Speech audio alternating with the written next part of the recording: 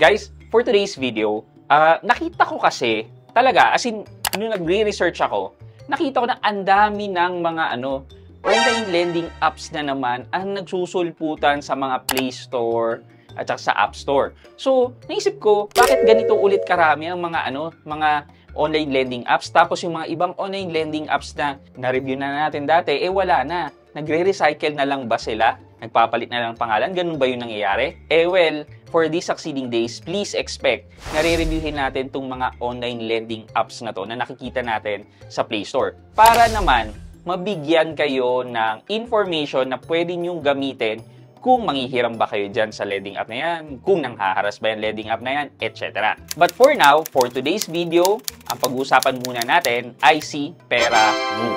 So, kamusta naman si Peramu? Nanghaharas ba siya?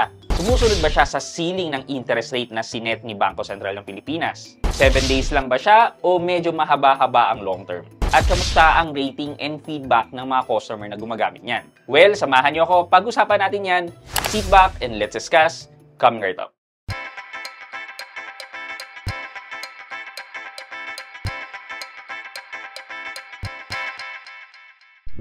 Hi guys, this is Pat and you're in Pat Quintos Review TV. So if you're new to my channel, I do reviews about personal finance na meron ako experience or meron ako knowledge at ginawa ko na yan ng videos and playlists na makita nyo dito sa taas. At kung bago kayo dito sa channel ko, you may want to consider subscribing to my channel. Okay guys, nasabi ko nga sa inyo kanina lang na ang dami nagsulputang mga online lending app. Hindi ko alam kung bago ba yan o ngayon lang naglabas, pero ang dami nila. So, sabi ko, baka maraming magkamaling umutang sa kanila nang hindi nila alam kung ano yung pinapasok nila. So sabi ko, sige, ang gagawin ko ngayong buwan na to, dadamihan ko ang pag-review ng mga online lending app para maging aware kayo sa kalakaran nila. Kung ito ba yung mga usual na nare-review natin, 7 days, sobrang taas ng interest, di ba? At least mabigyan ko kayo ng information na magagamit nyo kung manghihiram ba kayo sa kanila o iiwasan nyo sila. So, yan. Okay. But yun nga, for today's video, pag-usapan natin si Peramu. So, sino ba si Peramu? Well, i-check muna natin si Peramu sa Google kung meron silang website. So, yun, meron siyang website, peramu.com. Isa rin pala sa tinitingnan natin, yung mga fly-by-night na mga online lending apps Ito yung mga usual na mga online lending apps na hindi pinagtutuunan ng pansin ang kanilang website. Yung tipong one-page website lang. And tingnan natin to si Peramu, kung one-page website lang din ba siya. Okay.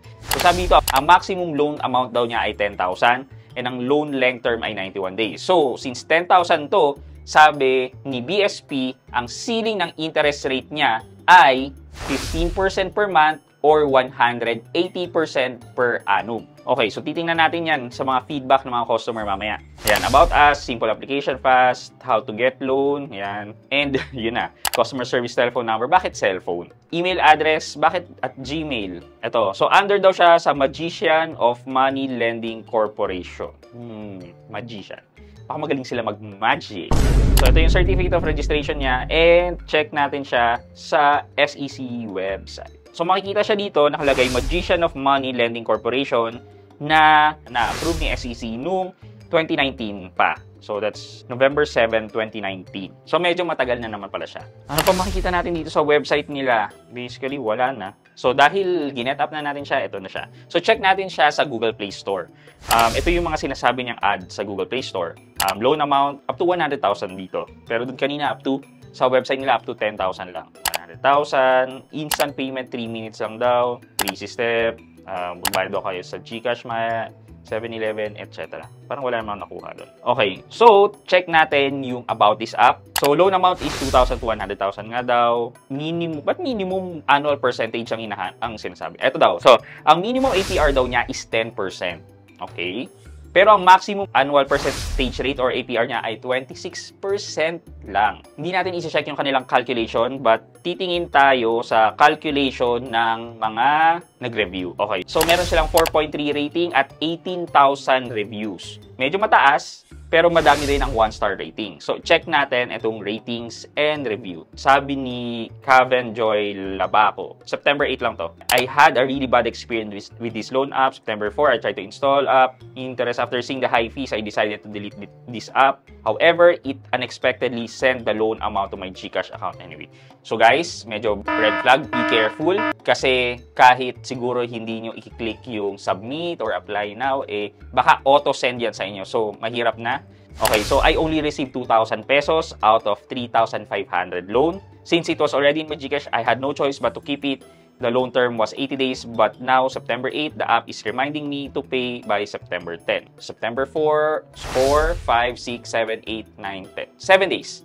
So, ito yung first 7 days, babayaran mo na halos lahat, and then magtitira lang sila ng katiting, mga 20 pesos, 30, dun sa ika-80th day niya. Medyo loophole kasi yan para ma-stretch nila yung sinasabing APR and yung longer payment term. Pero, di ba, i-calculate natin yan. Okay, so sabi niya, 2,000 lang daw natanggap niya sa 3,500 minus 2,000. Ayan, bali ang interest ay 1,500. I-divide natin yan sa 3,500. Yan, lumalabas na 42.85% ang interest or service charge or cost of loan. Since 7 days lang to babayaran, i-divide natin to by 7 days. Makita natin na 6% yung cost of loan niya per day. I-multiply natin yan by 365. Yan, lalabas na around 22 or 2,235% ang APR niya. Yan.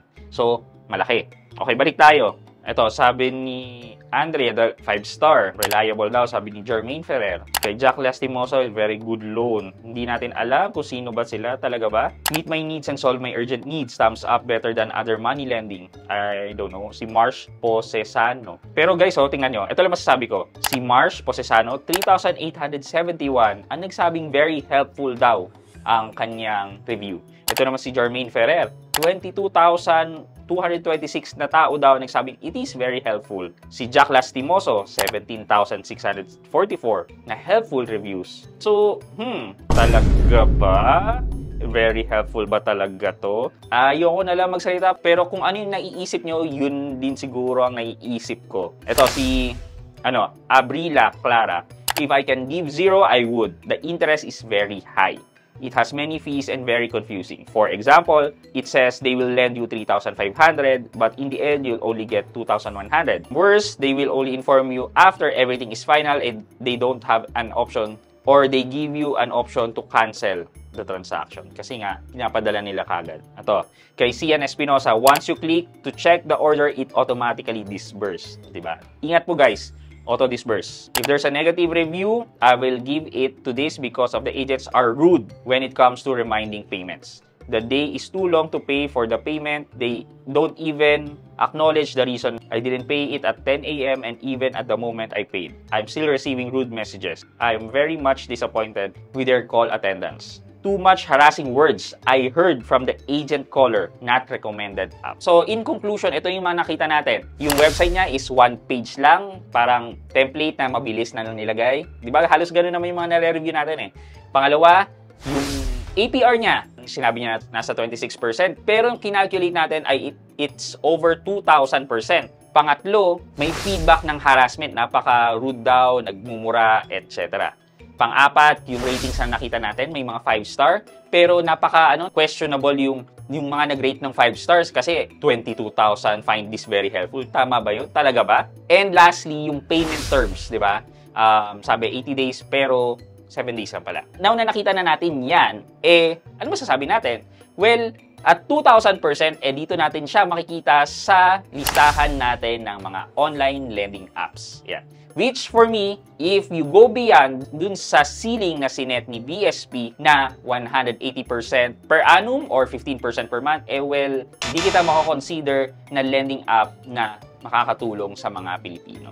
For our question of the day. So guys, napansin niyo yun, yung mga 5-star reviews, di ba? Sabi niyo sa akin before na isa sa tinitingnan niyo ay mga customer reviews. Okay, meron tayong mga customer reviews, but now, alam niyo bang tingnan kung sino ang may legit na review O agent lang ba yan? O fake review ba yan? Kaya nyo bang i-distinguish yung mga yan? Ano yung mga napapansin nyo sa mga fake review para sabihin nyo na yung review na yan ay hindi totoo? Let me know sa comment section sa baba at may chance kayong manalo ng 1,000 pesos sa ating weekly GCash giveaway. Yun lamang po for today's video, but before we end this video, mag-shoutout po muna tayo at shoutout kay @LocksTV5912. Sabi niya, shoutout po Kuya Pat, gagamitin sa personal needs, 10% lang ibabaw sa CL. At LocksTV5912, shoutout po sa inyo at maraming salamat sa panonood at pagsuporta ng aking mga videos. Thank you so much. I hope you can like this video, leave a thumbs up, and if not, wala nang problema dyan, but continue to support me by subscribing to my channel by clicking the subscribe button and also the bell button sa tabing subscribe para makareceive kayo ng latest notification sa lahat ng upload ko. Again guys, this is Pat Quinto, and you're in Pat Quinto's Review TV. Bye-bye!